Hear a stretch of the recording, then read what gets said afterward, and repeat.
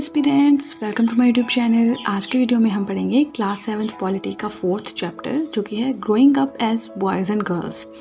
सो लड़कों और लड़कियों में किस तरह के भेदभाव किए जाते थे, किस तरह से डिस्क्रिमिनेशन किया जाता था पहले और आज भी, वो हमारा आज का टॉपिक है। राइट, बिलीव में बहुत इंटरेस्टिंग चैप्टर है। इसमें समझने वाला, ये सब कुछ लर्न करने वाला तो कुछ भी नहीं है।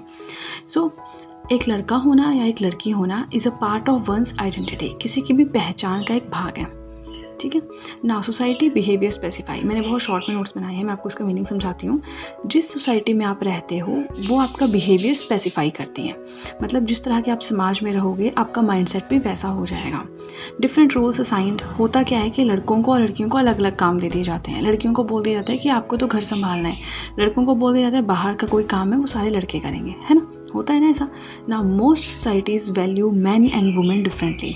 अब होता क्या है, किस तरह की सोसाइटी, किस तरह के समाज में आप रहते हैं उसका आपके जीवन पे बहुत फ़र्क पड़ता है। क्योंकि जो मॉडर्न सोसाइटीज़ होते हैं वहाँ पे मैन एंड वुमेन सब इक्वल ही हैं, कोई फ़र्क ही नहीं है। जो अभी भी रूरल सोसाइटीज़ हैं वहाँ पे लड़कों और लड़कियों यानी आदमी और औरत में बहुत डिफरेंट तरीके से चीज़ें चल रही हैं। बहुत भेदभाव किया जाता है उनके काम को, उनके काम की वैल्यू भी एक आदमी है या औरत है उस हिसाब से स्पेसिफाई की जाती है। जैसे कि जो औरतों का काम है उसे बहुत कम वैल्यू का समझा जाता है। ठीक है नाउ, अब बुक में क्या किया है, आपको 2 एग्जाम्पल्स दिए हैं। ठीक है, समोआ एक आइलैंड है, वहाँ पे 1920 में क्या था, मध्य प्रदेश में 1960 में क्या था, वो हमें पढ़ना है। ठीक है, बहुत इंटरेस्टिंग है। Now growing up in Samoa in 1920s, 1920 के दशक में समोआ में क्या था। समोआ है क्या, सबसे पहले तो ये पता होना चाहिए। समोआ आइलैंड है जो पैसिफिक ओशन में है। सो पैसिफिक ओशन यानी प्रशांत सागर, वहाँ पे बहुत सारे आइलैंड्स हैं, तो उनमें से एक है समोआ।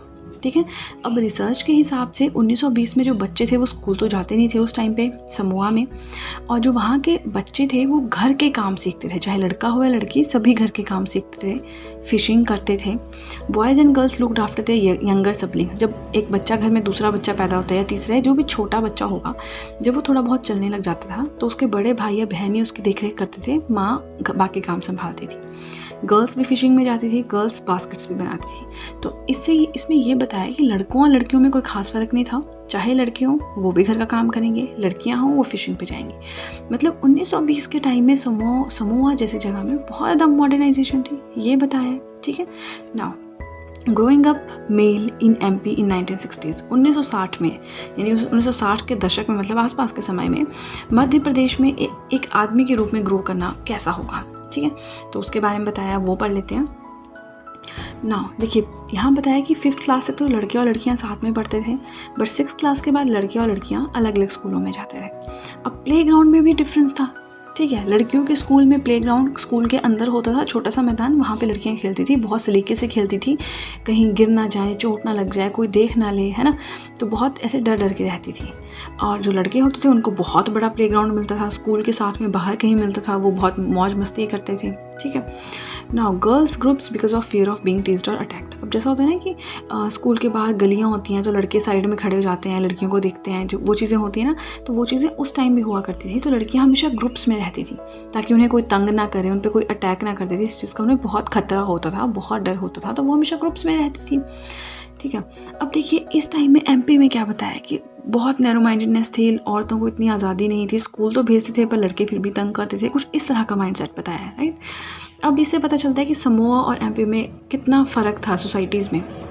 नेक्स्ट बोला है दैट सोसाइटीज़ में clear distinctions between boys and girls. अब हमारा समाज ही है जो डिस्टिंक्शन यानी भेदभाव पैदा कर देता है लड़कों और लड़कियों के मन में।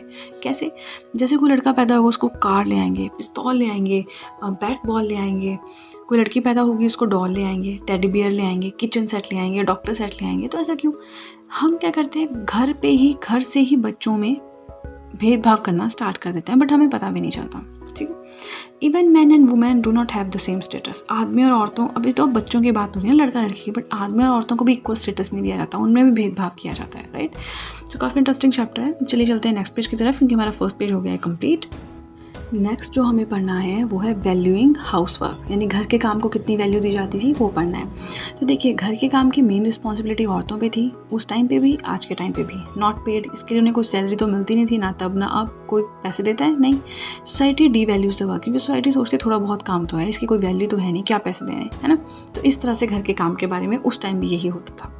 Now lifes of domestic workers कौन होते हैं? बाई, जो घर घर जाके काम करती है, काम वाली, ठीक है।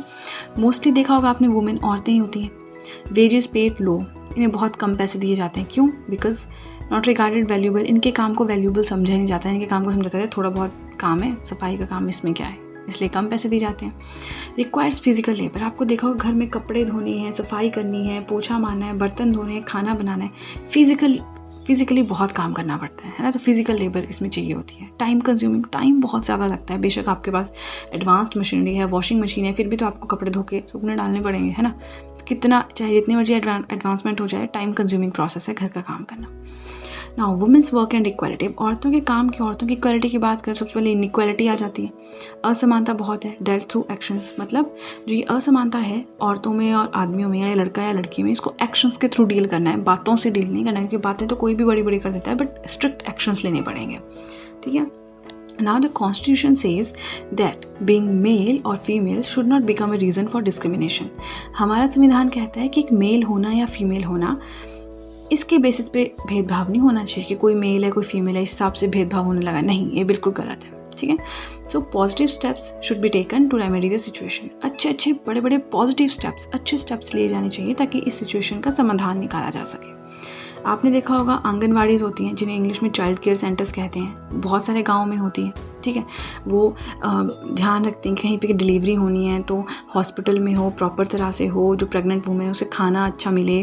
वो खुद भी सामान देती हैं, दवाइयाँ देती हैं खाने को, जो विटामिन और कैल्शियम जो भी होता है वो गोलियाँ देती हैं खाने को। जब बच्चा पैदा होता है तो उसका weight time to time check करती हैं, उनके खाने के लिए डाइट देती हैं। बहुत सारी चीज़ें होती हैं जो आंगनवाड़ी वाले करते हैं। तो ये भी काफ़ी ज़्यादा विलेजेस में है, ये भी काफ़ी काम संभाल रहे हैं, ठीक है। सो आज की वीडियो के लिए इतना ही। आई होप मैंने आपको जो भी समझाया आपको अच्छे से समझ आया हो। अगर आपको वीडियो अच्छी लगी है तो आपको अच्छे से पता है क्या करना है। जल्दी से कर दीजिए चैनल को सब्सक्राइब, बेल आइकन को कीजिए प्रेस, सो दैट मैं जैसे कोई वीडियो अपलोड करूँ आप तक एकदम से नोटिफिकेशन पहुँच जाए। वीडियो को लाइक करें, वीडियो का लिंक शेयर करें अपने फ्रेंड्स के साथ। And that's it guys, see you soon.